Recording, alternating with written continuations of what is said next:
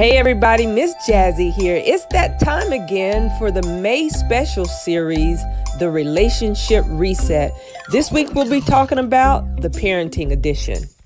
Featuring special guest Monica Lester. She's been married for 22 years, 5 children, 1 grandchild. She's a stay-at-home wife and mom. She's homeschooled her children as well as her nephew for 15 years. Their last homeschooled child graduated in 2019. I first met Monica when I was hosting Networking Tuesdays at the Cigar Experience, where she won a business makeover and the SOE firm rebranded her logo. You'll hear her testimony about being a mom of a felon. You don't want to miss it. Also featuring special guests Troy and Angela Pride Sr. They're proud parents of 5 children, 4 biological and 1 adopted. They've been married for 17 years this June 2020, but have actually been a couple for 24 years. So they have Brianna, 24, Troy Pride Jr., 22, both college graduates. Troy Jr. recently drafted to the NFL by the Carolina Panthers, both of those college graduates. Chance is 20, engineering major at North Carolina State University. Trinity, 17 at Eastside High, and Destiny, 13 in middle school. I tell you, they've got some parenting tips and information they'll definitely be willing to share with you. You don't want to miss it. Also joining us for the relationship series, parenting edition, Miss Javion James. She is the mother of 10 children. Now that may seem impossible for the majority, but Javion James is more than a mother, and she'll be able to share how she has created balance and structure for her household. Her testimony will inspire all parents. I promise you, you don't want to miss it. Also backed by popular demand, Miss Denise Boggs, who is the mother of 3 children, the grandmother of 10, in her revised edition of Healing the Heart and Restoring the Heart. She talked about 10 most important emotional needs of children. So she'll be able to talk about some very important parenting tips of that. I promise you, you don't want to miss it. The special edition of Relationship Reset, the parenting edition. Be sure to tune in Tuesday, May the 12th, 7 p.m. Eastern Standard Time. The Jazzy Report presents the Relationship Series, the Parenting Edition. Well, good evening and happy Relationship Series, the Parenting Edition Tuesday. Yours truly here, Miss Jazzy. And I am so excited that we have such a phenomenal featured guest of panelists that are going to join us tonight for this special parenting edition. So calling all parents. So whether you have toddlers running around or whether you're near the empty nester of your parenting lifestyle, I truly believe there's going to be some testimonies of inspiration that will be shared tonight that many of us, and I would say us because I'm a parent of 2, can be able to relate to, but most importantly, just learn of these, I would say, superheroes of parents that are doing the best they can to continue to raise their children. So we have an amazing outline again for those of you that are tuned in. I want to invite all of you to share this broadcast tonight for those that may be parents themselves, just to be able to really look and sneak peek into others' lifestyles that will help them to know that they're not the only one that are going through some of the challenges, as well as some of the successes of really just being parents. You know, I know even as a mother myself, I think about my children are 10 years apart. But there is like no real true manual other than what the Word of God kind of teaches us. But there's all these parenting books, but we're going to hear some real life story experiences tonight. And so I invite all of you to take a journey with each and every one of us as we're going to be sharing with all of you some really inspirational things tonight. So thank you guys so much for tuning in. This is going to be an exciting episode right here presented by the Jazz Report. So for those of you that have been tuned in for the whole month of May, we're going to be featuring the Relationship Series. So our focus is really going to be on building successful and strong relationships. So on last week, we had the marriage edition. So we had several married couples. So big shout out to all of our marriage featured couples that were part of that edition. And this week, we're talking about parenting. And so we've got a variety of dynamic makeups of parenting experience that I think you guys will find quite interesting. I know our first guest that'll be coming up here in just a few moments, she's got small children all under the age of 3. And then we've got we've got a mother that homeschooled like for 15 years. And then there's an experience of actually being a mom of a felon. And so I know some of you, and I have personal friends that actually parent from behind the bars. And so there's just going to be an opportunity to just lay out life experiences as parents of what that really looks like. Like, what does a day in a life really look like on your end of parenting? And so thank you guys so much again for sharing. Thank you for liking. I would love to hear from a lot of you that will be chiming in with us today in the comments, because again, the engagement lets us know that you're engaged with us. And then if there are any specific questions that you would like to have asked amongst our featured guests tonight, we definitely want to take all of those into consideration. We definitely want to be mindful of time. But I tell you, if you want to ask it, we want to be able to answer it. And if you're that parent that right now your world's looking a little different from having a homeschool compared to the children being in school every day, look, this edition is for you, because we're going to share a lot of love tonight. We're going to share a lot of wisdom, and we're going to share just some parenting tips of maybe what has worked for each and every one of us that are featured tonight as a guest panelist, that can just be able to share a day in the life with them. So for those of you that are chimed in, there's so much that's been going on in the community. I know with this whole COVID-19, as you see, we are doing this virtually because, again, we're trickling back to kind of getting to the new norm, I would say. I don't think it's ever going to be life as we once knew, but trickling back to the new norm of things. But in the meantime, until we're actually able to congregate and meet together actually in a building setting, we will continue to come each and every week virtually right here from the Jazz Report, as well as the Jazz Report YouTube channel. So if you've not had a chance to subscribe to the Jazz Report YouTube channel, listen, make sure you do it tonight. We have lots of upcoming events that I'm sure many of you will be engaged to be a part of. And I think you'll really enjoy some of the info, entertainment that we're going to be sharing with each and every one of you. So let me share this with you guys before we get started. Yours truly was able to get a COVID-19 test on last week. And so, whew, boy, was that an experience. So if you're on our Jazz Report YouTube channel, you can actually see that I video what that experience was like, for them to go up and swab in your nose for like 10 seconds.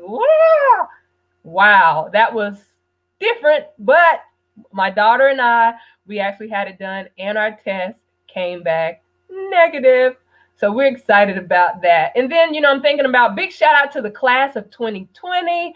I know there's a lot of seniors that have graduated and unfortunately are not having that traditional graduation ceremony that, we would all be in the stands to really cheer them on. And so life as we know it is a little different in that aspect. But again, if you have a senior, whether they're a high school graduate or college graduate, why don't you shout them out right now in the comments so we can also show them some love? Because listen, all the hard work, the blood, sweat, and tears that went into your years of sacrifice of making it work, keeping your grades up, salute to you. Just know that we here at the Jazz Report, we are so super duper, super proud of all of your accomplishments. And we celebrate and we honor you. And just know that there's love coming at you from all across the globe. All right. So with all that being said, I think we'll go ahead and get prepared that we'll go ahead and introduce our first featured guest of the night. So thank you guys again so much for joining us for this special parenting edition. So Miss Rachel White is going to be our very first featured guest. And again, she is a stay-at-home mom of 3 small children, all under the age of 5. So I don't know if any of you that are watching tonight can relate to that, but it would be interesting to see how many that are in our listening audience maybe have small children under 5. But she's also an ordained minister and a blogger. And so I would love for you to be able to let her know that you found out about her right here on the Jazz Report, that you can check her out at gracecrumbs.com. Again, that's gracecrumbs.com, or look her up on Facebook at Rachel Gregory White. She also has a love and a passion for the deaf community. She's also a fluent in American Sign Language. She loves to also kick it around on the dance floor. Now, I can get with that, Rachel, or doing anything active outdoors. So, ladies and gentlemen, help me welcome to the live this evening, Miss Rachel White. Rachel, thank you so much for joining us tonight. I appreciate you taking time out of your busy mommy role to join all of us during this parenting edition and really just kind of share life of what it really looks like for Miss Rachel White, being home every day with 3 small children under the age of 5. And I know your husband David was supposed to join us this evening, but of course he just got called back into work now that some of the establishments are opening back up. So again, Rachel, welcome. Thank you, Miss Jazzy, for having me. I appreciate it. It's an honor. Absolutely. So let's talk about what does a day in the life for Rachel really looks like. I mean, you're a stay-at-home mom, and can you tell everybody again what the ages of your children are, and just kind of talk about your daily routine and how have you been able to cope with ministry, being a wife, and also having those established relationships with each one of your children that's under age 5. Yeah, so my eldest, Roman, he just turned 5. The next is Hadrian, he's 3. And then Ava, she's 9 months. So a lot. So every day, like I said, previous to the COVID, my husband, he works 2 jobs. So he's gone from early morning and doesn't come home till sometimes 10:30, 11 o'clock at night. So we only maybe get to see him maybe 30 minutes tops a day when he's working those long hours. But so every day is a little different. I sometimes stay home. Most of the times I'm out. If I'm home too much, then I go crazy. But we have a really great backyard, and so we get up and hang out. And each day I try to take time for each one of my kids, because like every parent knows out there, every child is different, and they need different needs, emotional needs, physical needs. For example, I'm still breastfeeding my baby, so her needs are a little bit different than my 5-year-old. He loves one-on-one time. He's very smart. So this year I've just been trying to target and get him ready for things he's going to learn when he goes off to school. And then my 3-year-old, for example, he's really reserved. And so just getting to know your children really well, and learning how to parent them individually, I think makes parenting a lot more easier, as opposed to just assuming they're all the same and assuming they all have the same needs. And then again, that every day, like, I learn something new from my kids, such as forgiveness or grace or, peace, how to slow down life and don't take things for granted. So yeah, they keep me busy on my feet till morning till night. Yeah, but it's great. I love it. I didn't plan to be a stay-at-home mom. Maybe I just want to say this. I didn't plan to be a stay-at-home mom, but God had other plans for me to do that. It just kind of fell in my lap, and I've been a stay-at-home mom ever since Roman was born, and I love it. Wow. And that was the one question I was going to ask, was this planned as far as you staying home? And so, the one thing that you mentioned, and I think just kind of following you guys a little bit on Facebook before David was called back to work, he spoke about how much he had really enjoyed, being home with you and the children. And I guess him having a much more appreciation of what it is that you do every day, even in his absence. So. Yeah, and he is so amazing. When he's home, he's very intentional. He's very much here. He's not like, on his phone. He's not off in La La Land. He's very intentional about the time he has with us, and the kids are just so attached to him as well, and they have a great relationship. So just making sure you have a really strong partnership with your spouse helps. And we do teamwork. Like if I have a ministry event that I have to attend to, or I have to go speak somewhere, he carves out time and makes sure that he supports me in that. And on top of his jobs, he also makes handmade knives. And like if he has a show to go to or something, I make sure that, he has time for that. And And then, of course, we are always with our kids. They go everywhere with us.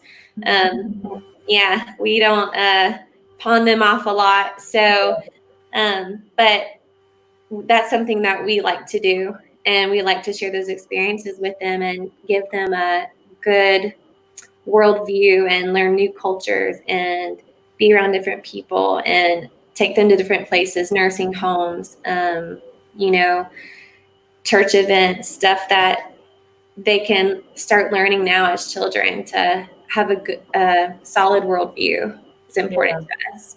Well, that's absolutely amazing. And so, it just makes me, because like I said, my children are 10 years apart. So my mind is thinking like, I just couldn't imagine, the balance of trying to have the three children, from feeding time to bedtime to, just your whole routine of what that really looks like. So I'm sure that you have some type of, do you have a set schedule that you try to abide by each day, or how does that work for you? No, I don't. That schedules never worked for me because it stresses me out, and they tend not to go as planned anyway. Like today, for example, has been the craziest day ever. I literally, right before I got in here, ran in the door from dropping my kids off, and I found a sitter at the last second. It's just, I don't go by plans. And like I said, when I have tried to plan, they just don't work as I want them to, and then I get disappointed. So really just having the expectation that it's going to be okay. Yeah. To give yourself grace, when you feel like you're failing, like our feelings aren't always the truth, and that sometimes that fear, that those little things in your head that say you're not doing a good job, that's not the truth. When God calls you to do something, he approves of you and you're his child, and just go for it. And obedience is really key in that. And so I just live by grace every day. My children live by giving them grace when they mess up. So yeah, no schedule, just I go with the flow. And like sometimes I do plan little things, but just for the majority of like the day, it's just kind of just roll off the top of my head.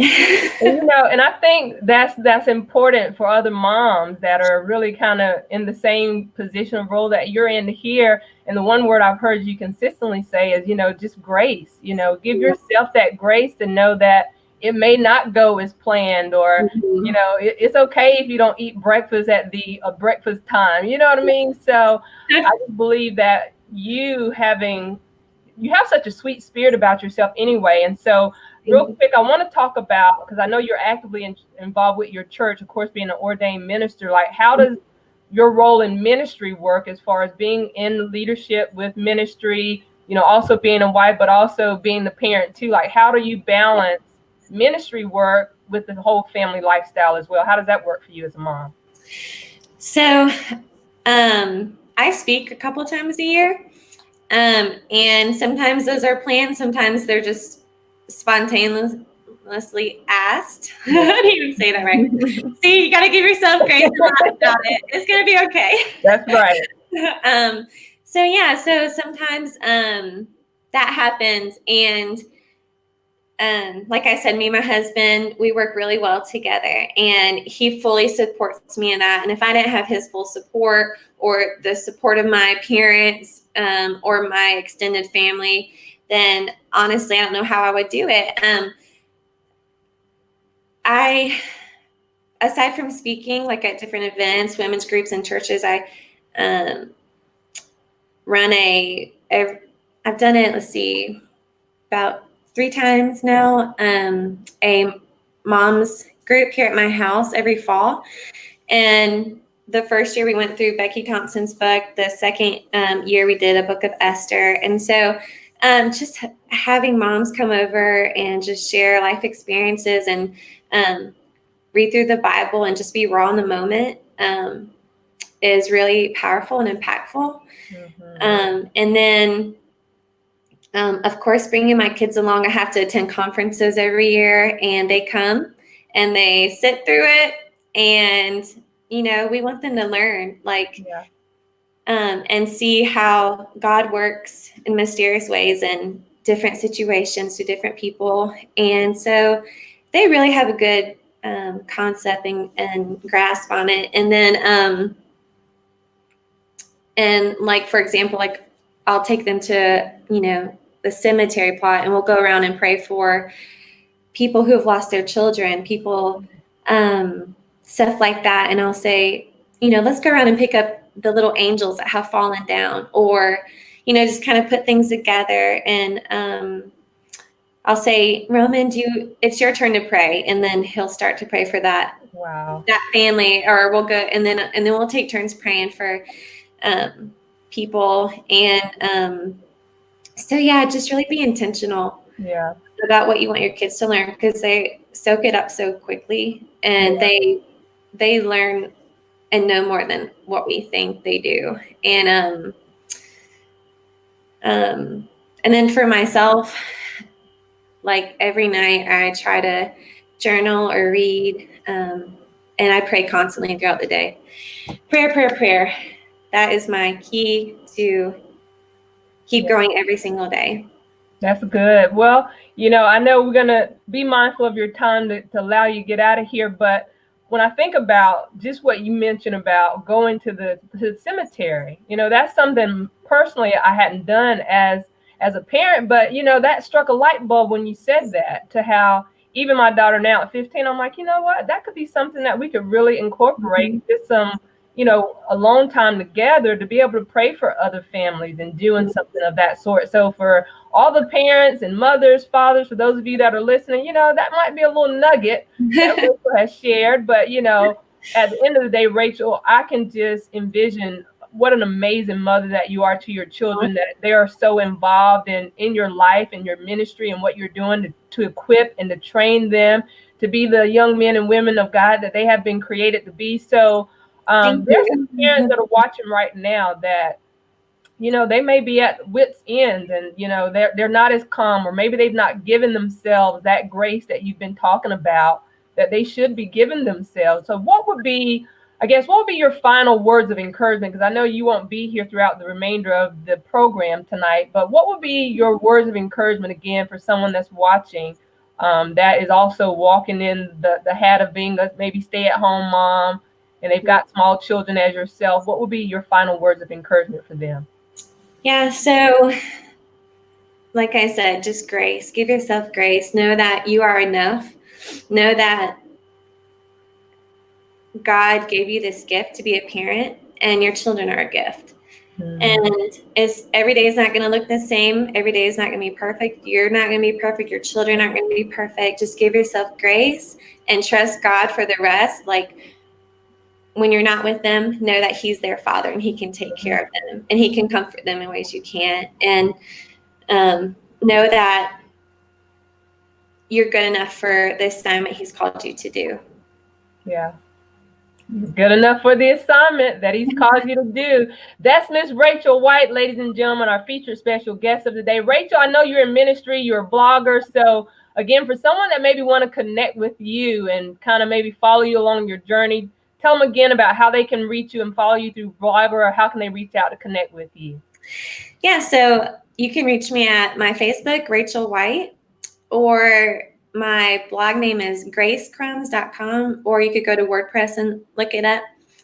Or my email, which I didn't add, is rwhite9086@gmail.com. All right. Well, Rachel, you've been an amazing guest tonight. And I hope that all the parents that are watching tonight will really tap into giving themselves that grace that you spoke about. So again, we salute you as being a stay-at-home mom of 3 small children. I just want you to know that you are doing an amazing job, and keep up the good work. Kudos to you. And for all your future endeavors, I know you have a very important call after this one. So I pray God's blessing over it tonight. And I'll look forward to hearing the exciting news from it, okay? Thank you so much. I appreciate it. It's been an honor. All right, absolutely. So again, we appreciate Miss Rachel White for joining us tonight. So for those of you that are just tuning in, this is the special relationship reset, the parenting edition, as we have some featured guests tonight that are really going to be talking about a day in the life of their parenting experience and what life really looks like for them, and the dynamic of what their household looks like. So You don't want to go anywhere. I think Rachel dropped some bombs on us that, I didn't even personally consider to ever really do, and something that I think that I can incorporate a part of my lifestyle now. And that would be to, even just go to a cemetery and think about those that have lost loved ones or those that have lost children, and to be able to pray for those families. And if there's things that have fallen down, that you can actually go and whether put the flower back on the grave or pick up the fallen pieces. So that is absolutely amazing. And I'm so excited to know that Rachel White took time out of her busy schedule, because like you said, as a mother, it's just hectic even before coming on. And I'm sure some of you that are maybe watching right now, things could be a little hectic even in your household, but give yourself that grace. You don't want to go anywhere. Keep it locked right here on the Jazz Report. We're going to take a commercial break right now.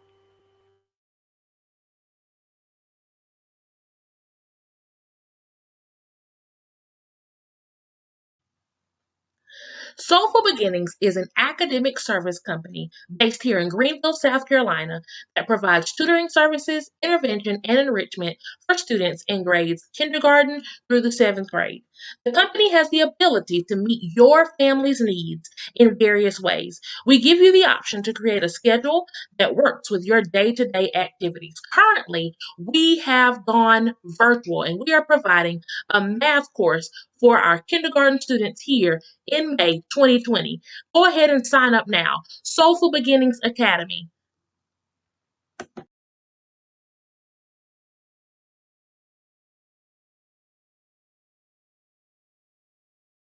Well, big shout out again to Miss Alonda Posey with Soulful Beginnings Academy. Be sure to reach out to her, find out about her tutoring program. Let her know that you found out about her right here on the Jazz Report during this special parenting edition. As those of you that are maybe just chiming in with us, we are doing an actual relationship reset series for the entire month of May. We kicked it off with the marriage edition. This week is the parenting edition. And if you stick around through the remaining of the broadcast, you'll find out what we're going to be talking about next week. But without further ado, I want to take an opportunity to go ahead and bring on our next guest, who I'm such a dear, fond friend of, and just watching her continue to blossom. So we're going to go right in and take an opportunity to introduce Miss Javion James, who is the owner of Life Ease Virtual Assistant and founder of More Than a Mother, which is an organization that encourages women to pursue life outside of just being a mother or a wife. Now, Javion is the mother of 10 beautiful children who are her most prized possession. Listen, a little bit of her testimony, I'm going to let her share a little bit more, but she was married at the age of 15 and became a young mother and a wife, which she dedicated her life to in totality. But shortly after being wed, she found herself in an abusive marriage, both physically and mentally. But due to her religious beliefs, she chose to stay and pray, believing and hoping that one day things will get better. But unfortunately, 8 kids later and 10 years later, she realized that things would not change and she would need to walk away or she would end up dead.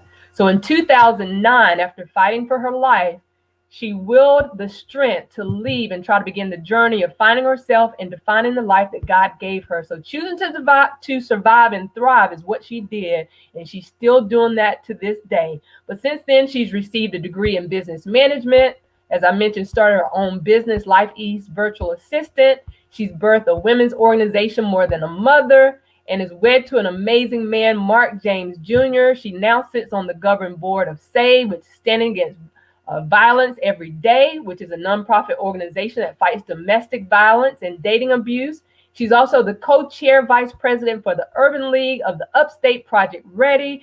Javion believes that we all have a story and no one can tell it quite like you can live to tell it. So ladies and gentlemen, help me welcome to the virtual parenting edition of the Relationship Reset, Miss Javion James. Javion, welcome, beautiful. Hey, can you guys hear me? Yes, we absolutely can. Awesome. So, listen, thank you so much for joining us tonight. And, just from your brief bio, just sharing just a snippet of who you are as a woman, but most importantly, the fact that you started out as a young teenage mom that wed, and now you have 10 children.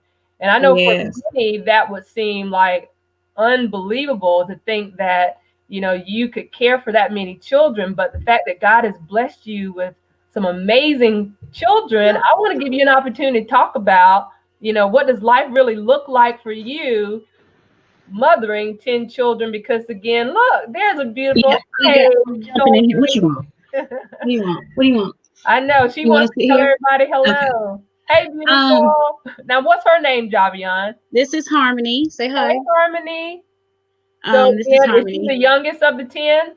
She's the youngest. She'll be 4 in August, Okay. and she's spoiled rotten. And that was actually going to be my disclaimer. I'm going to have kids busting in here That's because quite all they right. care nothing about my life. Well, we welcome them to the live, and we welcome you at this time. So I just want to give you an opportunity to just kind of share your heart tonight, a little bit about your testimony, of course, about your ministry, More Than a Mother. I know you have some things coming up. You're doing a lot of things in the community with the homeless. So I'm just going to allow you to share at this time as far as what's been led on your heart to share with other parents that are really doing life a little differently since this whole COVID-19, but are maybe been sheltered in with their children as well. Yes. I would say that more than anything is if this is not the life that you're used to, it's definitely going to be something that's going to definitely knock you off your feet. And that it's okay to not have all the answers and not actually know how to do it all. I think that social media and people posting the good things sometimes can prohibit us from believing that everybody's human and we don't all have it together. And so as a mom, you're wanting to present the good stuff, right? You're wanting to present the good days, but there's not always good days. It's some days when you just don't feel like it. I don't want to talk to teachers. I don't want to talk to kids. I don't want to have conference calls. But I think that just knowing that you don't have to have it all and being okay with not being okay is vitally important right now. It's a lot. And so I have been having a lot of one-on-one conversations with different moms. And the main thing that I've been encouraging them to do is just tell the teacher where you are. They are still getting a salary for working. And they are still there to be your child's teacher. So if it's something that you can't help with, I need you to go out here. Go. If it's something that you can't help with, you don't understand, that's what they're there for. Whether they need to do it one-on-one, send over some extra instructions or some extra help, that they are still being paid. And so it's okay to tell the teacher, listen, I don't understand this. Can you help my child? Because right now this is not working for me. But it has been fun. Y'all are going to hear kids screaming because they're having a basketball tournament outside. It's been awesome. So every 2 weeks, me and my family have family meetings. We've been doing it for about 6 years now. We have become so much closer than I thought. I thought we were close, but now we're a lot closer. I will say there have been more arguments than I ever thought were possible. I think I've had to say shut up 7,000 times. Because now the boys are going through this stage where this testosterone, and they're all beating their chests, trying to figure out who's the toughest, who's got more love from mama, who can get more stuff from mama, who can beat them on Fortnite. And I've had to snatch video games and put them in my trunk and take them with me. So that they will figure out how to live life without it. But it's just basically whatever works for you. And just that word that she said is something that me and my family are really big on, extending grace. Everybody doesn't have it. I have all these different personalities in this house, and with dealing with females, that's a whole nother story. And so teaching everybody to be gracious with one another, understand everybody doesn't have to have a good day. Everybody's not going to wake up on the right side of the bed. Everybody's not going to want to play today. Harmony, everybody's not going to want to deal with Harmony. So that's my child. I had her. So, when they say, Mama, I just don't want to deal with it, I got to deal with it because that's my baby. That's not their child. And I don't believe in making them raise my child. Now, they do have to step in and help when I have to go in the office and stuff. But majority of the time, it's not too bad. So we're just winging it as we go. I hate homeschooling. I love Monica. God bless her. But it's a no for me. God didn't call me to this ministry.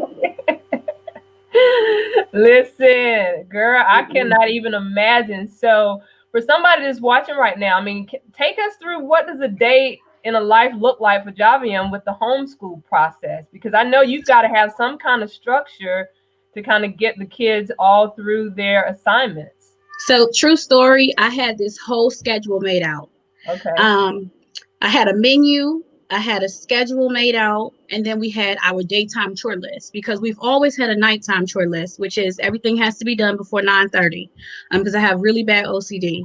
But now, because everybody's home, you have a daytime chore list and a nighttime chore list. Same thing with menus. Now you got to figure out what's for breakfast, what's for lunch, what's for dinner. And I kid you not, it lasted 3 days. So breakfast is usually like a large pot of grits, a pack of bacon, a pack of sausage, a pack of chicken, because some kids eat pork, some kids don't eat pork. It's about 12 to 16 eggs. It's about, 12 to 16 pieces of toast or biscuits. And so every time we sit down as a family. We have a farmhouse table. So we sit down as a family, and that's how we eat breakfast, and that's how we eat dinner. And it is absolutely wonderful.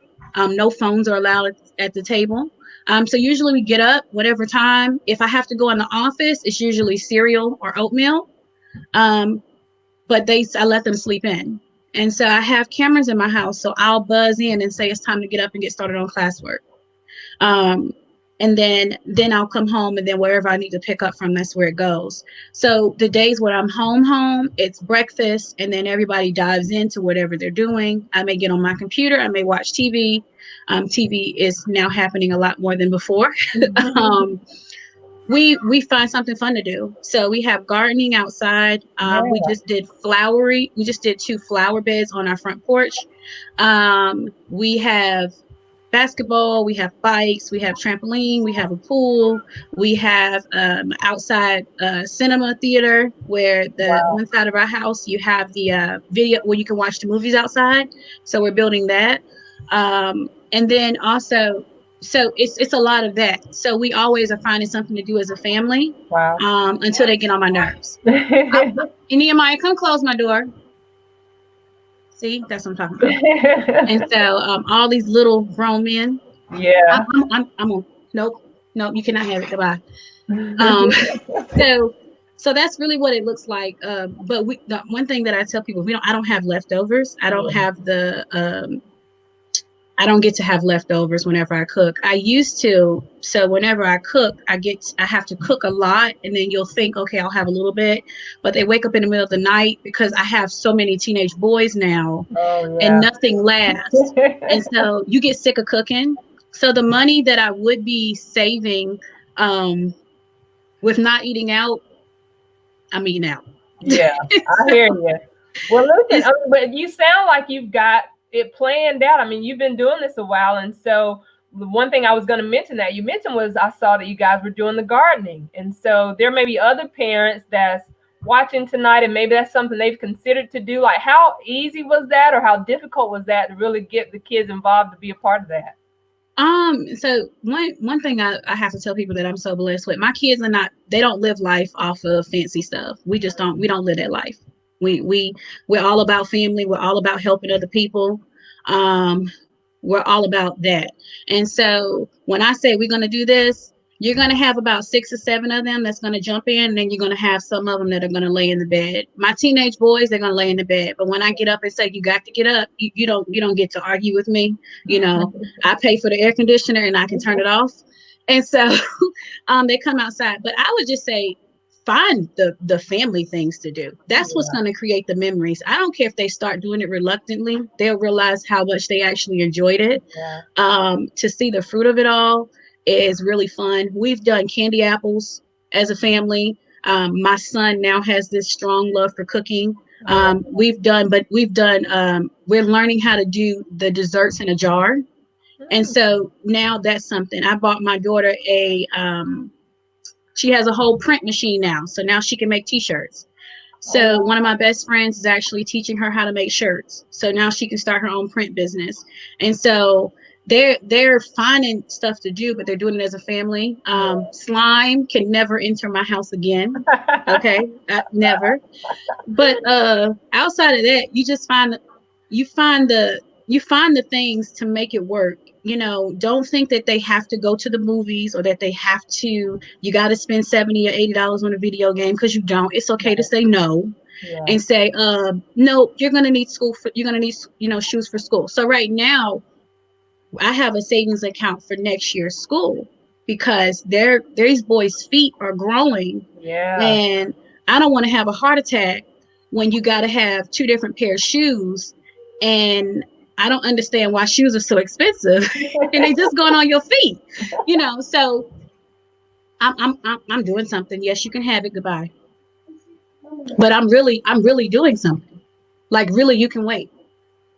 So that's my life. That's your life. And that's real life. And, for someone else that's watching, I guess they're trying to figure out, one question would be, of the 10 children, that's 10, as you mentioned, 10 different personalities. So how are you as a mother, especially, of course, being more than a mother, able to manage like each personality and each relationship with each child? How does that really work for you? Because I guess you're kind of like a pro at it now. You learn them. So one thing I did, and it was the best thing I ever did, was I learned to respect my kids' boundaries. The reason why I say that is because we were grown up, and it was a child don't butt into an adult's conversation. I was a little girl that I just felt like some of the things older people were saying was stupid. I didn't butt in because I like my lips, but and so it was always, you do as I say, all that kind of stuff. And when I was younger, I was raised in a really, really, really strict church. It worked. But they grow up and they have opinions, and their opinions matter. My children's opinions of me matter. And I tell mamas this all the time. You can whoop a child all you want, and they can fear you. But it's so much better to have them respect you. And so I would rather them value my word and my opinion and my disappointment in their decision than be scared of what I'm going to do to them. Now, yes, you still should be scared of what I'm going to do to you. But more so, my kids don't want my disappointment because they understand my values. And because they respect my values, I respect their values. So my kids have boundaries, except for Harmony. She don't care about nobody's boundaries. And I respect them, and they all have different love languages. I have some sons, if I talk to them on a regular level, they will say, yes, ma'am. They'll do what I ask. I have some sons I have to get crazy with because they just don't want to listen. And then I have daughters that I'm like, oh my God. And I have one of my daughters, she just makes my life so easy. She just, I have no issues, but I know them. I know their body language. I can feel their energy. And I listen to it and I speak on it. So I don't ignore it. Sometimes it does grieve me. I can be honest that sometimes your children's actions will grieve your spirit because you do not raise them to do certain things or be certain ways. And I have to not speak on it because what I will say is not going to benefit anybody in this house right now. Because I don't want to be on the news. Okay. And right now you pushing me. So I'm just going to walk away and act like I didn't just feel what I just felt because my spirit is going to speak to me. And I know what my spirit is telling me. And I'm not going to feed into because sometimes they want you to respond to certain things because of that need for attention. And I'm not giving you that. When you come correct, I'll speak to that. But I'm not going to speak for your need to just be noticed just because you want to act out. I'm not doing it. And so, but I respect their boundaries. They respect my boundaries. I only ask two things: be respectful. Don't call your brothers and sisters out their name and keep my house clean. I don't care about food. We can get food, but just be respectful. And then majority of the time it works out that way. So I just tell any mom, look, you don't have to keep, it's no book to this. There's no book to this. But if you can teach them to honor your word, which of course means that you have to make a lot of mental sacrifices to not act a certain way in front of them. Because once your kids lose the respect for you, it's hard to get it back. And so they respect what I stand for. I'm very honest with them, even when I don't make the best decisions for myself. But they also know my heart. And that's the main thing, making sure your kids know your heart. And then it works out. Well, I tell you what, you've dropped a lot of wisdom nuggets, and I'm sure there's parents that are watching tonight that have definitely been inspired by what you said. I want to give you an opportunity, Javion, to talk about your More Than a Mother ministry, because I know you guys have some things coming up, and you were doing this whole drive of getting sleeping bags for the homeless. So shout out to you for, Yeah. even outside of your own household, seeing about others and just the love that you pour into others. So we really appreciate what you're doing, but I want to give you an opportunity to talk about that as well. So, More Than a Mother, of course, we are an organization and we encourage women to pursue, yes, outside. He's here. She's here. Okay. All right. That's awesome. Whoever that is.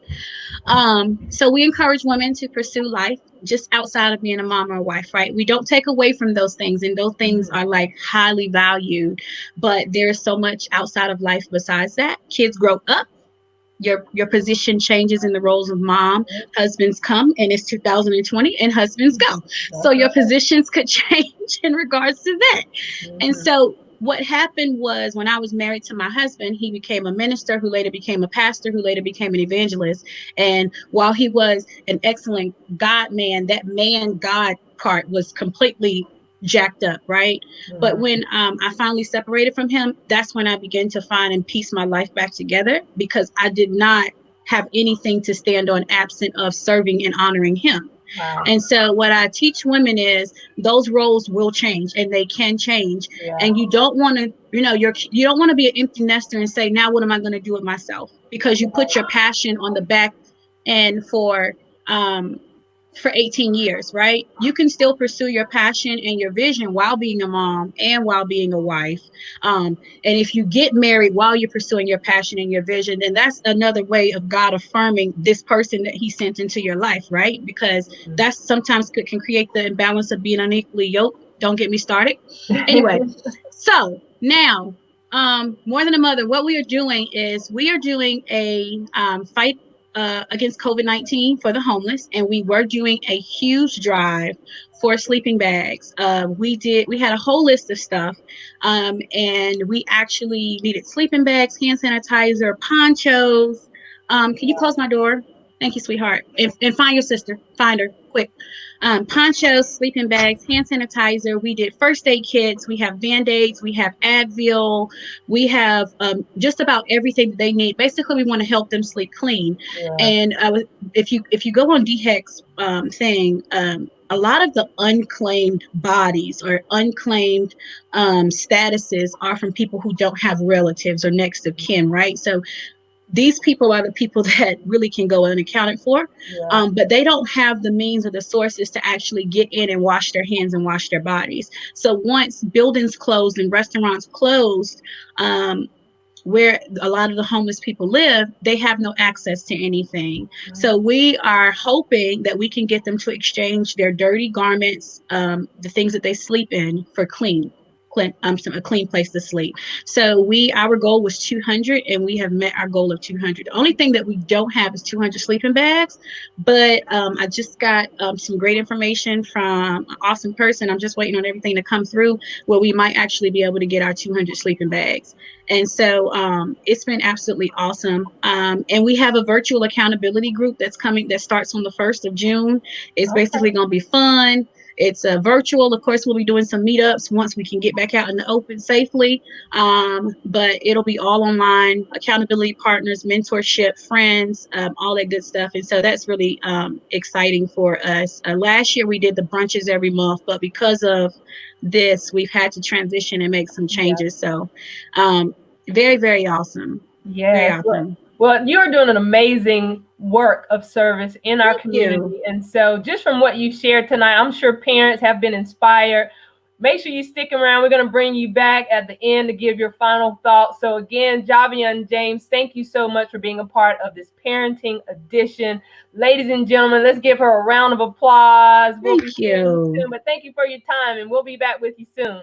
So again, for those of you that are just chiming in with us, this is the Relationship Reset, the parenting edition. You've just heard from Miss Javion James, who is the mother of 10 beautiful children. I mean, she spoke so flawlessly of just having it seem like she's got it all together. But as she said earlier, sometimes you just got to say no. Sometimes you just don't feel like it. These is real life experience. Even as she was on the live, you can see how her children was kind of intertwined with her, and that's okay.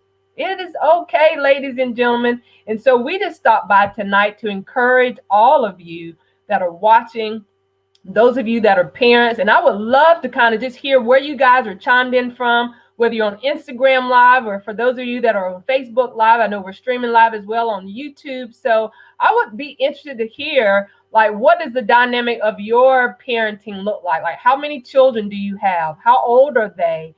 And just to know that we're stopping by to give you some love on tonight. So while you guys are chatting it up in there, we're going to get ready for another commercial break. Stick around. The Outstanding Youth Awards Initiative understands that it truly takes a village to raise a child. Our kids need us.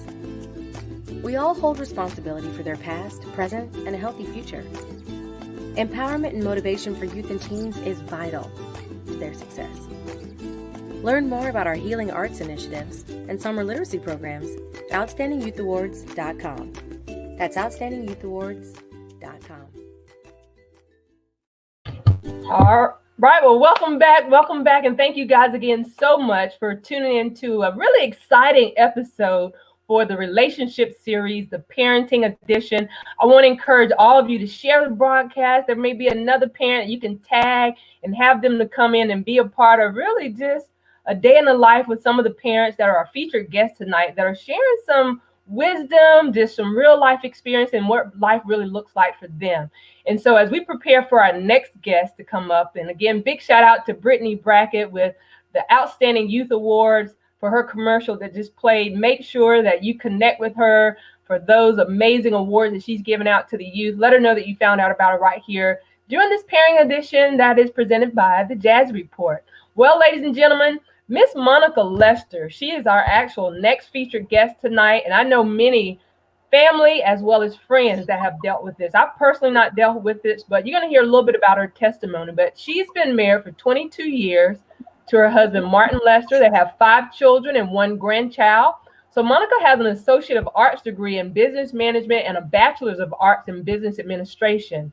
She's been a licensed minister for 20 years, serving in various ministries with her husband, who is also ordained and is a police officer. So there's various ministries she could talk about. Her day is filled with her family as a domestic artist, or better known as a stay-at-home wife and mom. She's a former homeschool parent that educated their children and nephew for 15 years. So I know this may be new to some of you, but Monica's been doing this a while. So her last homeschool child basically graduated last year in 2019. She still cares for a particular son due to some special needs. She maintains, she budgets, she manages their household. She's a consistent in budgeting. And something that I've kind of really wanted to learn, couponing. So we might have to hook up, Monica. You can teach me about couponing, but she is just wise and frugal purchases, investing, and having side gigs. She is currently, and you can say that you heard about it first right here on the Jazzy Report for this special relationship edition of the parenting. She's in the process of writing her book on her story and how she resisted and adapted, to a troubled son that landed him in several years of several felony charges. So instead of him attending his college classes, he was out committing crimes. I mean, it completely broke her heart, sent her into a mindset of self-failure. And I'm sure she's going to be able to share a little bit more about that. So ladies and gentlemen, help me welcome to the live none other than Miss Monica Lester. She's going to be able to tell us all about her, what we're going to call a global movement called Moms of Felon. But Monica, welcome to the live tonight. I'm so excited to have you to join us. I know you've got some wisdom nuggets that you could really share for all the parents that's tuned in. I mean, the fact, honey, that you homeschooled for 15 years, wow. That's absolutely amazing. But then on the flip side of that, you have a special needs son. You also have a son that had several felony charges. So you can speak different angles, however you want to allow your time to be used right now. But I just want to allow you to pour into the people that are chimed in with us this evening. Okay. Can you hear me okay? I can. Absolutely. Okay, excellent. Well, first I would like to, thank you for first of all, for allowing me to have a platform to speak on Moms of Felons. But I want to begin by giving a piece that's going to be coming out of my book. And this is a poem I've asked my sister to, she's a poet, my sister Tammy. Okay. So she's writing poetry in order to go along with some of the stories in my book. Wow. To just kind of describe my place. So that poem that is by Tammy is called Talking Through Tears. And it says, talking through tears, I could feel my strength capsize as we were torn apart. For I spoke of you through the tears of my heart. Have I failed you? Have I not kept my watch? As a tower in the night, my prayers prevailed from the start. God was my compass as I raised you with love, for I did my best to protect you with his wisdom from above. My sentence ended with period, but yours ended with etc. Wow. If they take my child away, how will I suffice? I will not be able to extinguish the small fires of idle tongue, because I was placed in a microscope and watched like a hawk. Therefore, I smothered myself behind the crevices of home, hoping that for 1 minute of a second, I would be left alone. I cried out to God that he would forgive you of your sins. For the battle that we're fighting, we're going to fight till the end. Wow. That just gave a glimpse of, yes. And that's written by my sister, Tammy Tracy. She's an awesome poet. And that just gave a glimpse of how I felt. And I was just talking to a mother today. She cares for our son, our special needs son. And I was telling her about what I was doing today. Her son just got out of prison. Wow. And she said, I just feel like such a failure. Just it's like, what did I do wrong? And those are the same words that I asked my son. I asked my son, Nick, what could I have done different? What could I have said different? Should I have continued to homeschool him? Did I make a mistake by putting him back into public school? Should I not move away? What could I have done? And his response was, Mom, he said, you and Dad were good parents to me. He said, it was my choice. Wow. I did this. It's not your fault. And what he didn't know was how much that freed me, how much that gave me a liberty to move outside of the guilt and the shame and the depression of it. And so many women are looking at themselves as this is my fault. Yeah. But God has children that mess up every day. Yes. Every single day. If God has this happen to him, then who am I to be any different? My. Listen, that right there alone, I hope for parents that are listening, for someone that's watching this broadcast, if they have, had to endure their child having to go to jail or have several felony charges, whatever that looks like in their dynamic, I pray that what you just said right now will help them to be able to be free in their mind, that they can be released of that self-guilt and, the anguish, the anxiety of trying to figure out what they could have done different. Because like you said, for your son to tell you that, that really gives you that aha moment that you can continue to move on. So again, thank you again so much, Monica, for what you're doing with this whole Moms of Felons, what you're calling to be a movement. So talk a little bit more about that ministry of what you're looking to do, because I want people to say they found out about you right here for this whole special parenting edition. I want them to be able to connect with you. So talk a little bit about your Moms of Felon ministry and how people can know what they can do to get plugged in with that. Well, first of all, Moms of Felon, I had a different outlook when it came to people with felony backgrounds. My mindset was, I will never hire somebody with felony backgrounds to work for my company. Right. That came out of my mouth, slipped right off my lips like butter. Wow. Until it happened to me. And I remember my son calling me one day after he come home, and when people have backgrounds such as his, it's difficult to get them back into a productive workforce, right, so that they can support their families at a decent rate. And he called me in tears. And I was like, what's wrong? And he said, Mama, you're going to have to tell me something. You got to tell me something because nobody wants me. Wow. Nobody wants me with it. And my words to him was, it is not you that they don't want, it's your actions. So whatever you did in the past, it should remain in the past. But it's what you're doing now, because there is people succeeding today that have backgrounds. It is not, your background is not a death sentence. It is not the end of the world. You can overcome this. And that's where Moms of Felons originated, out of my own experience with my own son. And I've been sitting on it as far as writing a book and moving forward with it, because I was waiting for my son to get it right, waiting for him to get it right, waiting for him to get it right. And I just remember, just clear as the day, I was sitting one day and I was thinking the same thing. I'm just waiting for him to get it right. And I heard the Lord say to me, you're waiting for what? Wow. This is about your story. Because he says in Revelation 12:11, they overcame by the blood of the Lamb and by the words of their own testimony. Right. So my testimony is for the women out there, for you to come out of hiding, because you will not be able to tell your story until you step out of the shadows. When you're ready to unclothe yourself and just take it all off and say, here I am. Even in spite of the naysayers, in spite of the people don't want to see you do well, in spite of what your child has done or has not done, this is your story. And this is going to be your chance to tell it. So I have Moms of Felon Facebook page. And I also have momsoffelons@yahoo.com where you can reach me.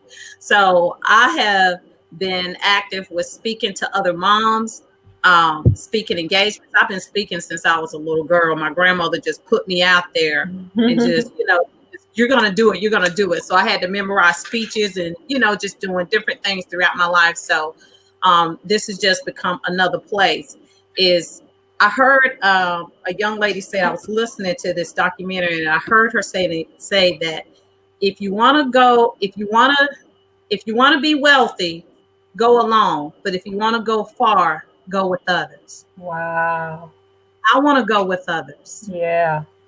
So I want to go far. I want to go long. So I'm looking for other women to just jump on board and just join. Just to get out. Just to take off those grave clothes and bury those things and put on your new clothes so that we can walk this journey together. Yes, I absolutely love that. And I love your spirit that, just the transparency that you have to be able to share, because, I can imagine, because I haven't personally been affected. I mean, I've had a cousin that, I've kind of walked through the whole jail life with, but when it comes to, your son or your daughter or having to deal with it on that level, I know that's a whole different another level. And so there's parents that's watching right now. Somebody knows somebody if they're not experiencing it themselves.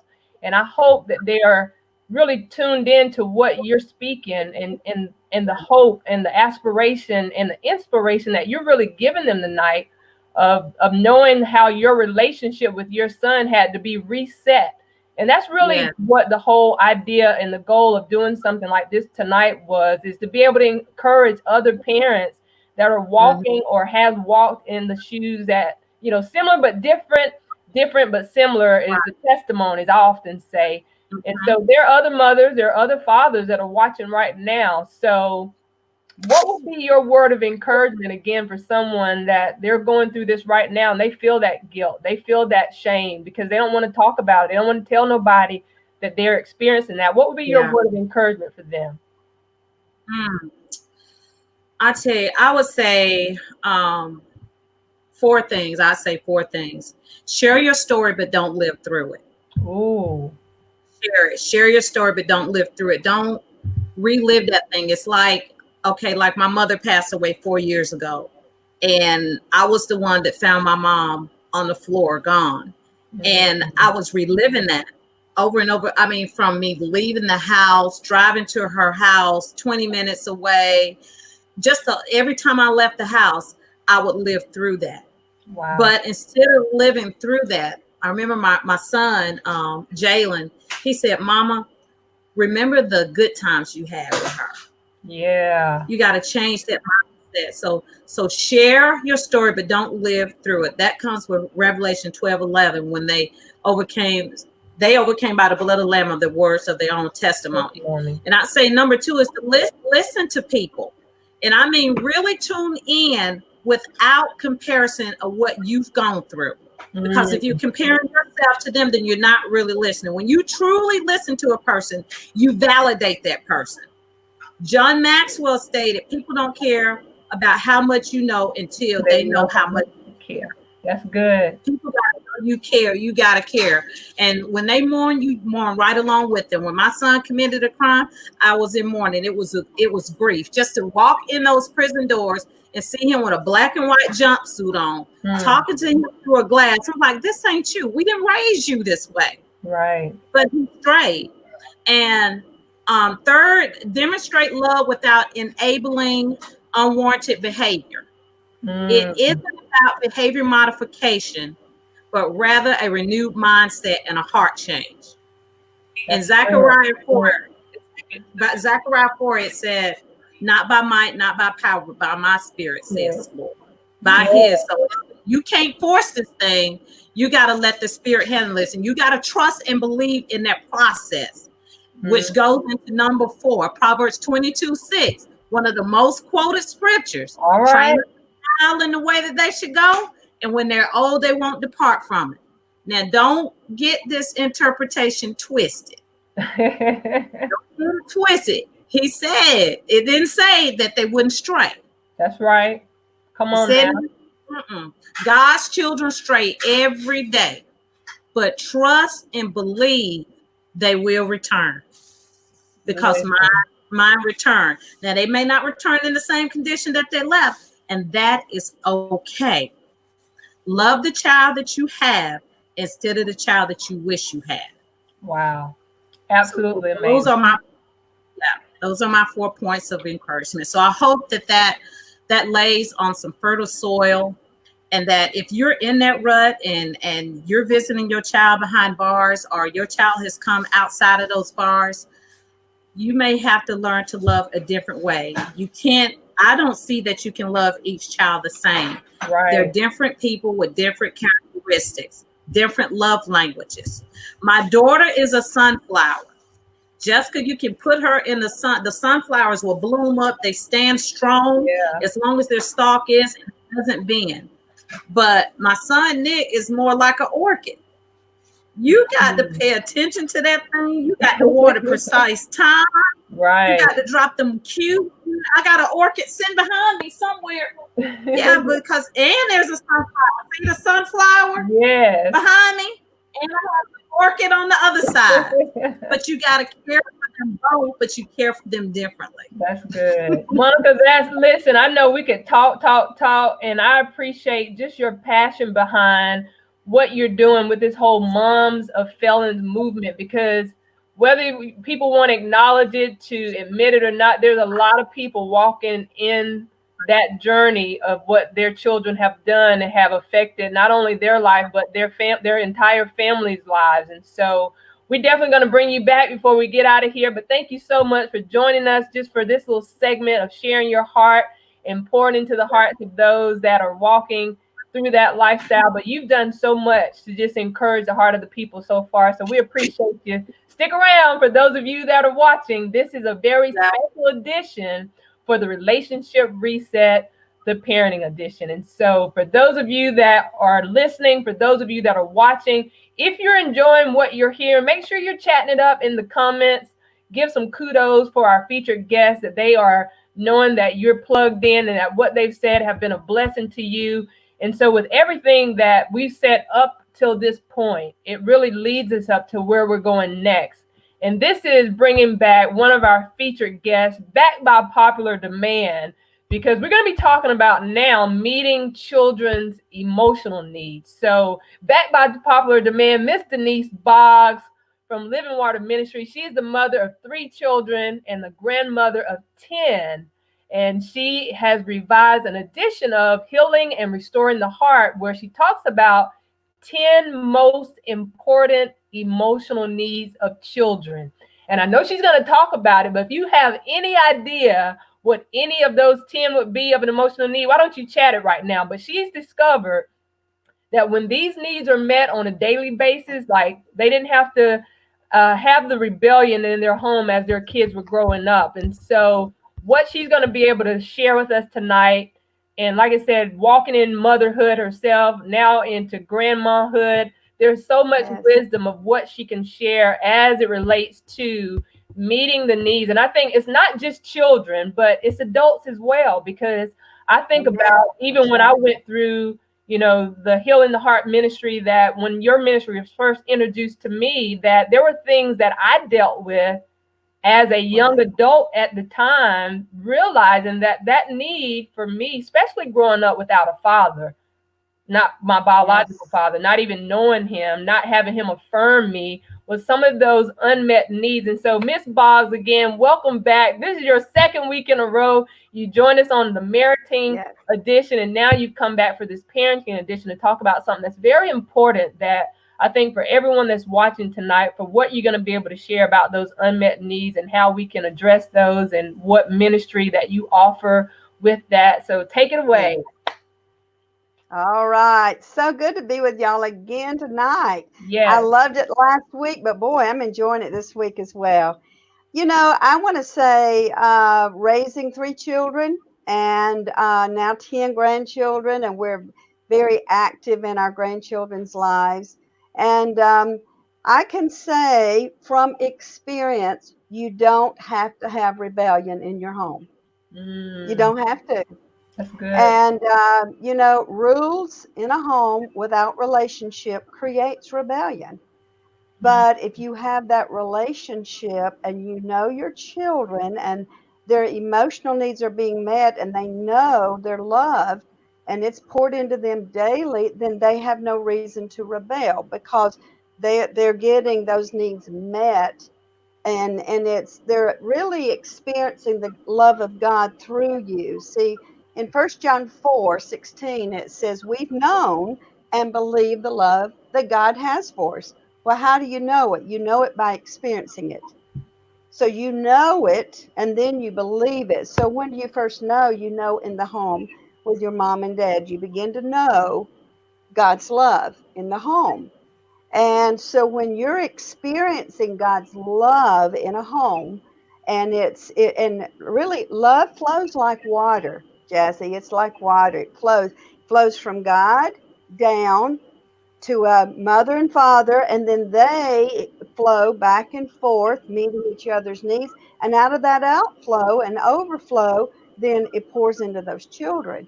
And so what I like to do is to share about those emotional needs. And I'm just going to give a nugget of them, because we've got a brand new book and we're making available at a special price for everyone listening, about how to raise children with a whole heart, that their heart is whole. They don't have to grow up empty in places and looking for love in the wrong places, that their heart is whole. So Raising Wholehearted Children is the name of our new book. But, I want to talk to you about these unmet needs. The first need is acceptance. They need acceptance. They need to know they are loved for who they are, whether they're the firstborn, secondborn, thirdborn, fourthborn. They need to have that acceptance, knowing that they are significant just for who they are. Yeah. And the next thing is they need that affection from the moment of birth. They need to be held. Each child needs 10 to 12 hugs a day. They need hugs daily. And it doesn't mean you have to, you just touch them and hug them daily. And that touch is meeting that need for affection. And then another thing they need is attention.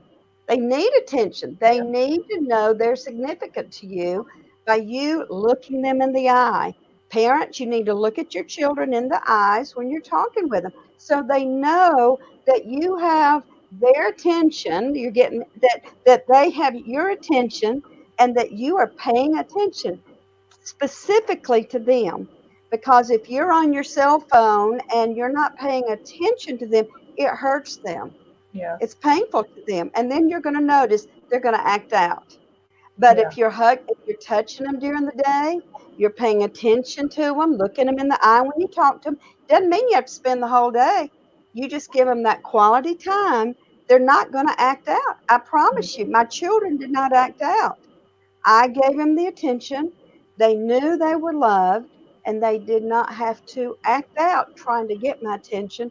Um, Another need for children that makes is so important is security. They need security, and you know what makes security? Just them knowing what they're going to count, what to count on every day. Mom's going to make, what mom's doing, dad's doing. It's security in the home, harmony between mom and dad creates a secure environment. They're not going to rebel because they love that security. They love that harmony. And so, pouring love in is just like, it should just flow every day. You're just pouring love into your children, just a natural flow. And Jazzy, when it's a natural flow, it makes them whole. It makes them secure. Make, Mm, makes them secure. And so, and one other need. Now, there's 10 needs, but really that acceptance is so important. Knowing that they are accepted for who they are, not for what they do, but who they are. They need to know that. They mm, need to know that their uniqueness is accepted, and that there's affirmation, which is another need, uniqueness. If they have a very unique gifting and music, that needs to be affirmed, not cut down because they're right. not in sports. Affirming what they are good at, because each child is unique. So I could go on and on. I know our time's about up. You get me going on it. But listen, for 20 years, I've been teaching this. Yeah. And my children, my youngest child is 30 now, 30 Wow. years old, and has his own child. And so this is out of our own ministry to our children that we now teach other families how to minister their emotional needs. And as these needs are just met on a natural way every day, then they don't have to deal with all this rebellion because they're full and they feel love. And then, and I definitely I receive what you're saying about those emotional needs and making sure they're all met. But then you do have where, parents have tried. Maybe it was maybe one or so of those that wasn't met, and then the child still maybe falls into that rebellion. So how do you really minister even through that? So there may be a parent right now that's listening. What you're saying, they tried it all and it still Right? didn't work. So what would be your words of encouragement for them as well? It is so, listen, they need to let their child speak the truth Hmm. of how they're hurt and listen to them.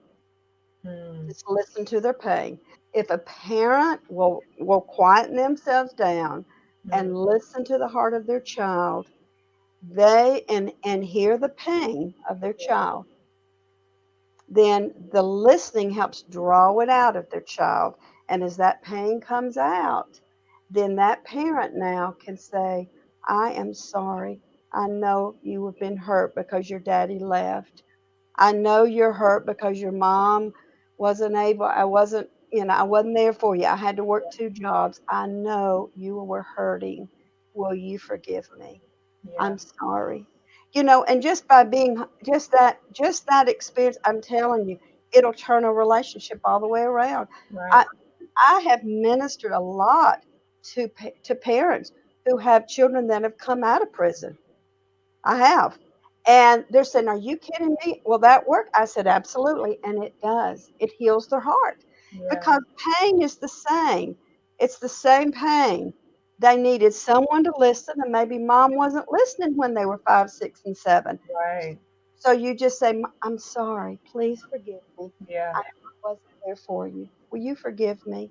And just by owning the fact that that you did make some mistakes as a parent, we've all listen. I've made many. I me still too. make mistakes. We make them, but Yeah, I tell you what, if we own them, it'll heal the heart. yes, it will. Yes, it will. It will. And But if what you you said is so, Yeah, but if you're gonna make all these excuses about you don't know how hard it was for me, then all that does is just put it back on them. They're needing to get their pain out by talking to you, and yeah, just they need to talk, and you need to hear them. that's And good. by you listening, hearing them, and then saying, I am so sorry. I can see now what you're saying. I really wasn't there for you. Will you forgive me? Just own it. That's all you do is own it. Now, tell everybody, for everybody that's watching, tell them again about the book and how they can get connected. Because again, you offer such a really, it's such a safe place that you and your husband Lee have created for folks to be able to come out into the hillside of North Carolina. But tell them again your book, how they can connect with you, and then we're going to make sure we bring you back before the broadcast is over. Okay. Yes, they can go on our website, livingwatersministry.com, and check out all the different retreats. We are all about family, okay? And so we have a country setting, 30 acres. You can come, you can bring your family, and you can come out, and we have retreats where you can just spend 3 days out in the country and just enjoy working together as a family, healing as a family, healing together as a family, and just learning how to communicate as a family, how to talk through things and not blow up and everybody get mad, how to get your heart healed. So those retreats are all online if you go to our website. And we're doing, now that everyone's been in quarantine, we're doing online retreats, which we have a Healing the Heart online retreat coming this Thursday night. Okay. And you can come into that one. It's a Zoom, and we're getting lots and lots of healing on those. I mean, you can come online, and we're working through things just one on one. We're working through stuff on these Zoom calls, and then my husband and I do online coaching where it's a Zoom type setting, and we do coaching for parents and for couples. So we do have a lot to offer. We've got an amazing team, and so in some cases we may not be the one that minister. It may be someone on our team, but they've all been trained. We have an advanced training we could take everyone on our ministry team through, and so we'd love for we're here for you. We know what it's Yeah, like raising kids, so absolutely. we want to help you. Well, thank you so much again. Back by popular demand, Miss Denise Boggs. Thank you for pouring into just sharing some of those Yes. emotional needs. But we'll definitely bring you back before the end of the broadcast. We may get some questions for you. So, guys, make sure you connect with her. Let her know that you found out about her right here for this special relationship reset, the parenting edition. Well, I definitely want to be mindful of your time. Listen, time is never on your side when you're having this much fun and you have so much to pour out. But the goal tonight was calling all parents, regardless of if you have toddlers at home or if you've got in between or you're nearing the empty nester stage of parenting. We're going to go ahead right in and jump into our next guests that are going to be joining us for the evening, because really the dynamic of the makeup of their parenting really just drastically changed overnight. And we're going to talk a little bit more about that. But I got to say this before I say anything. Troy and Angela Pride Sr. are going to be our special guests, but Angela's going to be celebrating her birthday on Thursday. So will all of you take a moment to wish Angela a happy birthday in advance? So we're giving you the birthday shout out before your birthday get here. Senior and Angela Pride are the proud parents of 5 children, 4 biological and 1 adopted. They've been married for 17 years, actually this coming June. So we could really say happy early anniversary to y'all. But they've been a couple for 24 years, and they are firm believers that it takes a village. They don't take it lightly, that they are truly blessed, that God's grace and favor has been with them. They have Brianna, who's 24. They also have Troy Jr., who's 22. And they're both, get this, both are college graduates. But Troy Jr. just recently got drafted to the Carolina Panthers. So he's drafted into the NFL now. They also have Chance, who's 20 years old. He's doing an engineering major at North Carolina State University. They also have a high schooler, Trinity. She's 17 at Eastside High. And then they have Destiny, who's 13 in middle school. So together, they make up a dynamic duo. They're doing a podcast together. Angela's an author. They do this whole Coach with Pride. So welcome, guys. Listen, happy early birthday, happy early anniversary in advance. But for what you guys are experiencing right now as parents, I mean, you have such a plethora of things that you could speak on. But I mean, first of all, y'all are NFL parents. Woo! I don't even know if it's real yet. Yeah, I'm so excited for you guys. We're going to continue to follow your journey, but I definitely want to give you the platform and how you feel led. Just really share with. Well, I mean, you got Mother's Day, you got birthday, you got anniversary, you got Valentine's Day. He favors us. He really does. You know what, Miss Jazzy, thank you so much for having us on first and foremost to give us an opportunity to just share. We don't take it for granted. We know that it's nothing but the grace of God. We don't feel like we have a magic potion. We have been approached numerous times about writing books. But the one thing that I will say about Teen Pride is, you know, that's what we refer to ourselves as our young people, our young adults, the kids, whatever. We're Teen Pride. And the one thing that I will say about us is that we are intentional. We've been intentional. I personally believe I was born to be a mother. And so I take parenting very serious. And I've just been intentional with our babies. And, you know, I've allowed them to explore and do the things that they desire to do, encouraging them along the way, but also disciplining them along the way. And, you know, me and my husband, we create great balance because we are super duper night and day. Yeah, we are. And just for me, just give you a little tip about me, you know, I think that, you know, each man should get in his place, you know, and of course the foundation for us is God, you know. And when I say get in their place, that doesn't mean just control everything. Sometimes there has to be a tug and pull, you know. Sometimes I need to let her, you know, take control of certain things, and sometimes vice versa. So that's what I mean when I say get in his place, because a man can be adjustable in any situation because that's what God designed us for, to be able to put the load and do all kind of different things. So get in your place. So goes the man, so goes the home. That's good. So now the one piece I wanted to speak on, because I'm sure there are other parents that either they've done this or maybe they're considering it, the whole adoption piece.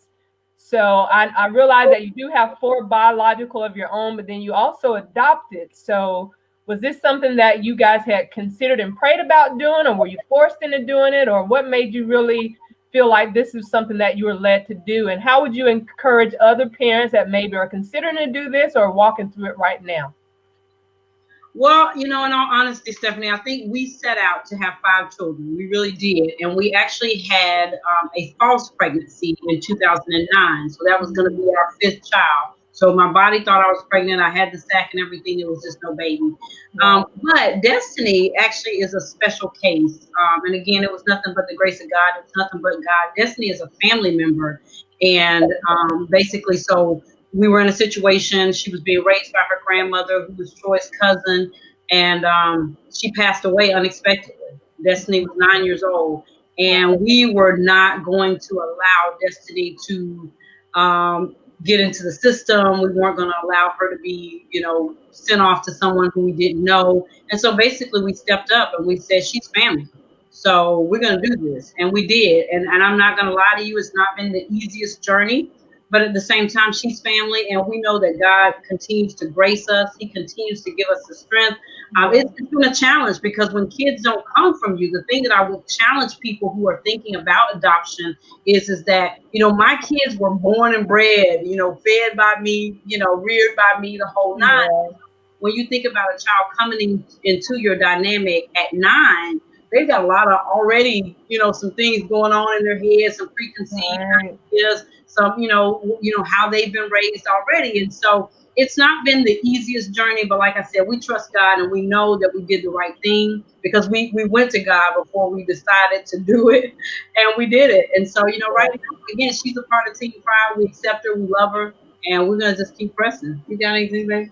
You summed it up well, man. Look, Well, let's talk about the NFL parent piece, because I mean, your kids all pretty much are athletic, and I feel that Troy, this has been a dream of his from a child, and he's groomed himself for a time such as this. So I mean, you guys are like the perfect parents. If anybody's going to be represented, team pride. So talk about, that whole, I know Troy Senior for you. I mean, I'm sure, like you said, if you're trying to figure out, is this really real? I mean, this is really happening. So how can you, because I'm sure there's other parents, I mean, they've got their kids playing football, basketball, they have that dream of one day being in the NFL or the NBA. I mean, how can you try to even encourage other parents to know that they could be walking in the shoes that you're walking in right now with their children if they kind of guide and lead them the right way? Well, I just look at things like this, and I always use this analogy that there are Hall of Famers walking around each and every day, meaning that they did not get the right opportunity.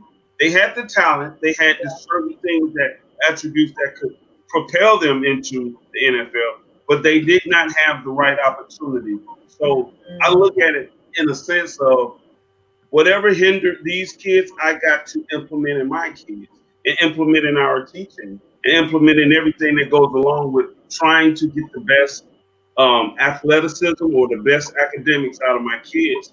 And I think that I don't want everybody to miss the act of God by watching us, because make no mistake about it, it's God that gave us the assignment to do the things that we're doing. So we were just being obedient in how God wanted us to direct our kids.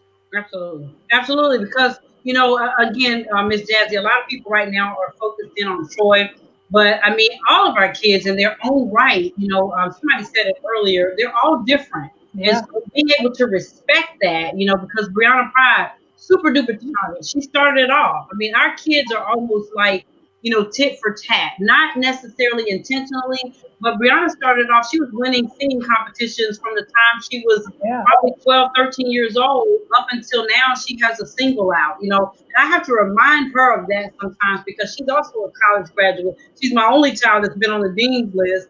Went to school, worked her way through, ended up being an RA as a sophomore. So just, I think that, again, being in this village, because, like I said in the bio, we trust our village. We believe in the concept of it takes a village. It's not just about Troy Senior and Angela. It is about the people that we have strategically allowed to be around us. Yeah. It's about our church family. We were only married for a year when we found our church home here in Greer, the Kingdom Center right here in Greer.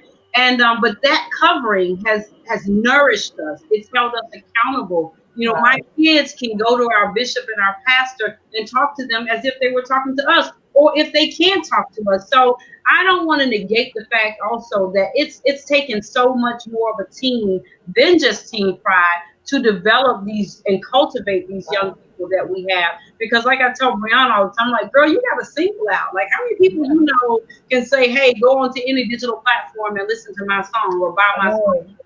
Chance, I remember them being out in the yard, him and Troy, me throwing the ball to him. I can't throw the ball to him now, strong men, but me throwing the ball to them and trying to, accentuate that you catch it with your hands, and I want to see your hands and things like that. And then you got Trinity, who sometimes likes to be hidden, but ultra talented. She will be able to go to whatever college she chooses to because she's that bright. And now you've got Destiny in the fold, who sees all of this, who's being able to interact with these guys, and now they're holding her accountable. Wow. They've become a part of her village. So, it's just, like I said, everybody's talking about Troy, but trust me, honey, Team Pride has always got something cooking in the background. Chance will not be outdone. Trust me on that.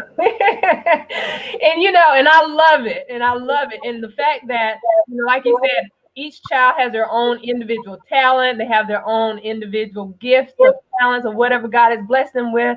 So make sure y'all go cop Brianna single, and let her know that her mom gave her a shout out.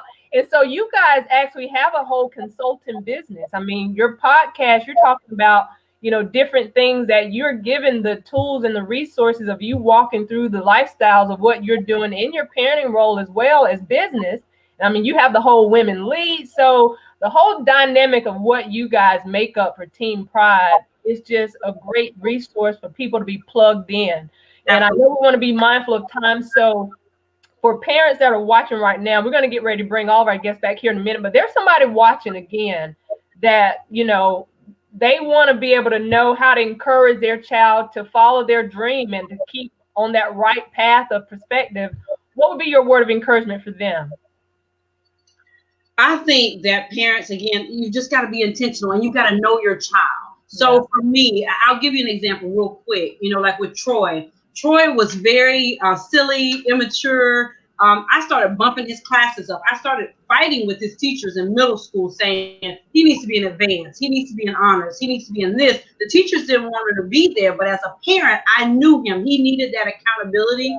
He hated that not all my kids. I'm in no class with my friends. I'm like, well, you'll see your friends later. You'll see them at football practice. But I needed him to be challenged in the classroom because if he couldn't get the books, I knew that was the piece that went along. That's what we saw. Me and my husband, like I said, we've been intentional throughout this entire process. I'll never forget moving here to Greer and hearing about Greer High School. And we were living in Greenville at the time. But anyway, so long story short, be intentional, know your kids. And so know that when they're immature, a lot of times that might mean they need to be challenged a little bit more. So we started challenging Troy. And guess what? He rose up to that challenge. And then he started taking nothing but honors classes. And then he moved over to Greer and he started taking IB, which is International Baccalaureate classes. He graduated at the top of his class. He was able to give a speech at his graduation.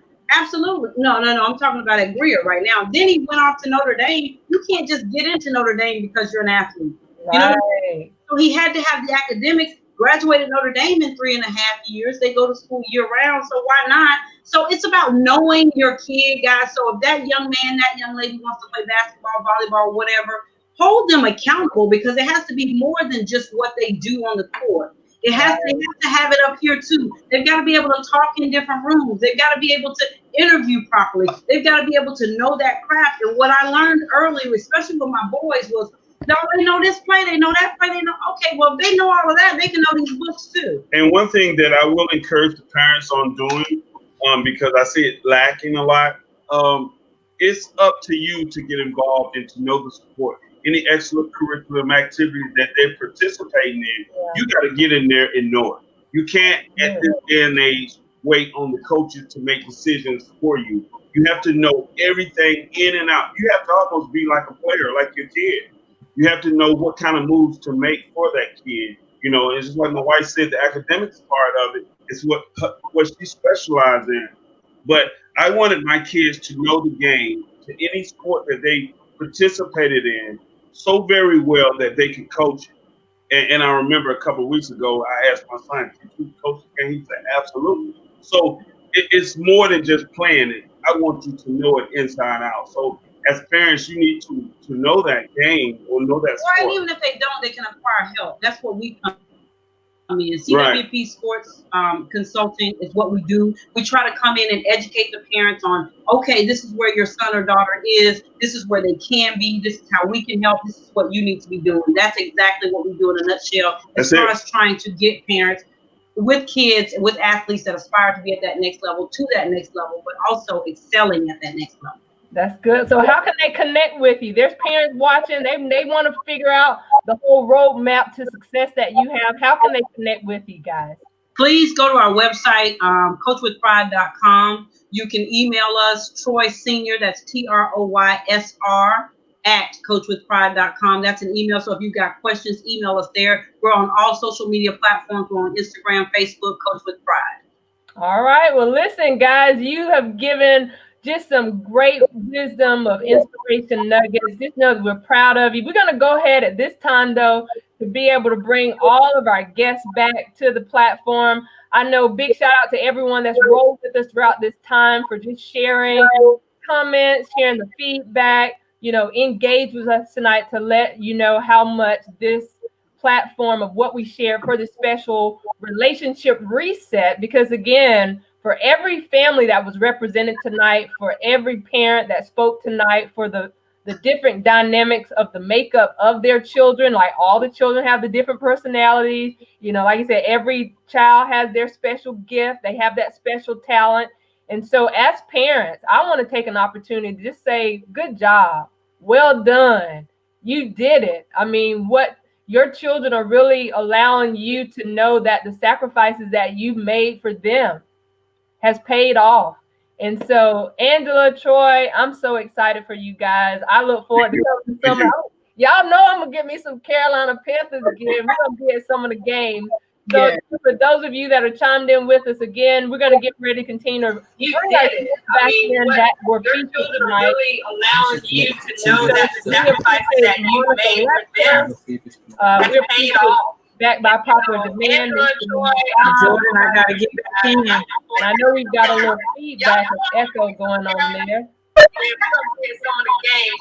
So for those of you that are chimed in with Trying us to see again, who that feedback is coming back from. Okay, well, here it is. We're down to the last of the wire of what it is that have been shared tonight. Again, I appreciate all of you for pouring, and that's what you did, for pouring into the life of other parents. And that was the goal tonight, to inspire, to encourage, and to motivate. And so as we prepare for everyone to give their final thoughts, their final words of encouragement, Javion, I know your household is still pumping. I know it never stops. You're around the clock. But there's somebody watching tonight. What's your final words of encouragement for the parents? Just be patient with yourself, have fun, love life, and stick to your boundaries. That's the main thing. You don't have to be your kids' friends, but they do need to know that they can come to you when it gets real. And as much stress and stuff that we're going through this COVID-19, they are too. They are not around their friends. My kids can't go to nobody's house. So it's stressful for them as well. They can't go to church, so they're not, able to hang with their church buddies. So it's very, very different from them. So just be patient with them as well. Be understanding and empathetic. And just try to enjoy it as best you can. Create a lot of memories. And right now, my daughter's jumping off the bed, just playing an airplane. But that's the main thing. Just be patient. Love yourself, love your children, reach out to those teachers, make sure that they're doing what they can, and listen to them. That's my best advice for right now. All right. And so again, for Javian, with your whole More Than a Mother, with all the things that you're doing, how can people actually reach out to you as well? So we have our Facebook page, More Than a Mother. We have email, IamMoreThanAMother@gmail. We have a Facebook group, More Than a Mother. We're actually doing our homeless distribution this Saturday. We are actually packaging up our 200 sleeping bags and the accessories that come along with that this Friday, and all that information will be on our Facebook page. But yeah, any of those, the board members are always in the group. They're on the page, and they're always anything More Than a Mother. So if you need us, you can find us. Email, our Facebook, our webpage is being created, so that'll be up very soon. So if you guys need us, just definitely look out, and we're there. Absolutely. And then one thing I want to challenge everybody that's watching, because I heard you mention that you had not yet met your goal for 200 sleeping bags. So guys, for those of you that are plugged in tonight, definitely reach out to Javion. Let her know that you found out about her whole passion and what she's doing to gather those, cash app her some monies, where we can help her to meet that goal tonight. We can do it tonight. All right, Ms. Monica Lester, what's your final words of encouragement for the parents that are chimed in with us tonight? Monica, you there? All right, so let me go then to can you hear? I can. Hear me? Yes, I can now. Go right ahead. Well, I would say yes, I'm here. Can you hear me? Yes. We can hear you. Yeah, I think it. Okay. I would say that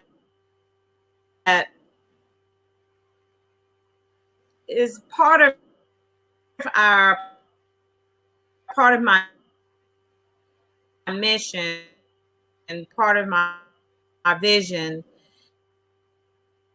is that as moms of felons we administer quality care, and administering that quality care by learning to embrace, to grieve, and to release the choices that you're, as far as when it comes to the infliction of internal pain, so that you can just grab a hold to that and release it and let it go out of hiding, utilizing your own voice, owning your own story, so that you and other felons that will stand together in a strategic movement to unite and transform ashes to beauty. That way, we all can move forward and change all of those ashes that's been burned and bring some beauty to it, not only to your life, but to the lives of others. That's good. Thank you so much for sharing. So again, your whole movement, the Moms of Felons, how can people also connect with you? Are we still there? Yeah. So Moms of Felon, I think she's got a Facebook page. Let her know that you found out about her right here on the Jazz Report. We're coming back to you, Miss Boggs, for, again, as we talked about those unmet needs and making sure we're meeting the emotional needs of our children. What would be your final words of encouragement for all the parents that are watching tonight? My final encouragement is, don't brace yourself.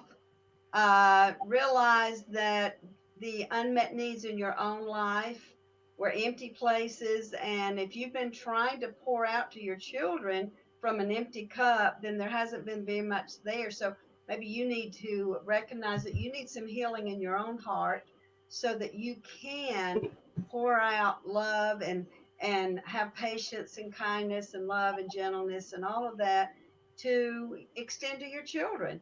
And so I want to invite everyone to come to a Healing the Heart retreat. We've all got unmet needs, and it's hard to meet the needs of others when you're hurting yourself. And so I want to invite everyone to come to a Healing the Heart retreat. And but the special thing I wanted to talk about tonight was that the book that I was talking about is it's Raising Wholehearted Children. And it's a workbook that you can work with your children. It's and I'm giving it a special price for anyone that lets me know that they heard about it through the Jazzy Report and this program. I want to know, and we're going to give you a special price on it. All right, sounds like a plan. We appreciate that. And then, so the prize, listen, I'm going to let you guys close out the show tonight, your final words of encouragement. And then, Troy, if you don't mind, I want to get you to pray us out, since you're the man covering us tonight, just to be able to speak a word to the parents. And if you don't mind, just praying for the parents that may be watching. And we'll get ready to get on out of here.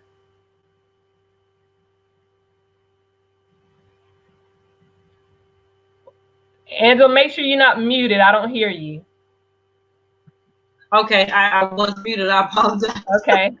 Try to not make too much noise. But anyway, so first off, we want to just thank you for allowing us this platform to be able to pour into others, because that is what we want to do. We strive to encourage, inspire, and empower in everything that we do. But we just want to focus on parents, focus on your village. Never be afraid to ask for help. If you need help with your kids, if you need help with your marriage, whatever, don't be afraid to ask for help. So it does take a village in everything that we're doing. And with me and my husband, it is about balance. Sometimes I'm good cop, sometimes I'm bad cop. Sometimes he's good cop, sometimes he's bad cop. So balance is key, and what's something that we found that has been definitely instrumental in raising our young adults and our kids. So those are basically just some of the key points, guys. Again, we're all over social media. We're hosting webinars. We're doing all sorts of things pertaining to all of the things that we talked about tonight. The sports consultant, the women lead, as well as Coach with Pride. So just follow us on social media if you've got any questions. You got a final word, babe, in the prayer? Well, I just think that, God has given, for the parents, I think that God gives us the assignment to take certain seeds from our generations that and before us, and for us to carry it to the next generation. You know, those seeds will grow into the fruits of the spirit. I mean, like love, kindness, humility. Those are some of the things that we try to teach our kids so that they can teach their kids the same thing. So I just think that God lets us be overseers of those seeds. And yeah, the journey is going to be tough sometimes, but at the same time, God is in control of those seeds. So that's just the way I analogize it up as far as what God has for the parents. Absolutely. Well, I tell you, it's been an amazing episode tonight. I do believe that for the parents that chimed in, that they have received words of wisdom, words of encouragement, and for you guys really sharing your life now with the world. We just pray Godspeed on every family that was represented tonight. So, Troy, if you'll close us out in prayer, and then we're going to get ready to get on out of here. Absolutely. Let's go before the Father. Father God, we thank you, Lord. We adore your name. We honor you in everything that we do. We thank you for this platform that we have here to, your word says iron sharpens iron. So let us get the positive out of anything that took place tonight, Father God. Let us lean not on our own understanding, but continue to trust in you in everything that we do, Father God. And when the enemy comes in, let your standard show, Father God. We love you today. Protect us, correct us, and direct us in everything that we do, Father God. We love you. We honor you. In the mighty name of Jesus, we pray. Amen. Amen. Amen. Well, again, guys, thank you so much. That concludes this special relationship reset, the parenting edition. Big shout out to all of our featured guests tonight. If you're just chiming in and you missed it from the beginning, you got to go back and catch the replay. Be sure to like the Jazzy Report YouTube channel. Follow us on Facebook. I'm telling you, each and every week, we're going to be bringing some special guests coming through for this relationship reset. Well, next week, we're going to be talking about life during and after divorce. You don't want to miss it. It's something, unfortunately, that there's many folks, even including myself, have dealt with. And we're going to be able to share some real life experiences about that. But for everything that was shared tonight, if you really enjoyed this broadcast, be sure to comment, stay plugged in, stay connected. For yours truly, Miss Jazzy, it's been my honor. For all of our special guests, I really got some exciting news I want to tell you about too before we get out of here. If you hadn't seen it, you can say that you heard about it tonight. Well, I've dropped my second week 2 of an interactive devotional, and it's called the Relationship Series. It's a communication guide. It's only 99 cents. You can catch it on Amazon. Guys, go check it out. But again, thank you so much for rolling with me for this special edition, for the parenting edition of the Relationship Reset. I'm Miss Jazzy. I'll see you guys next week.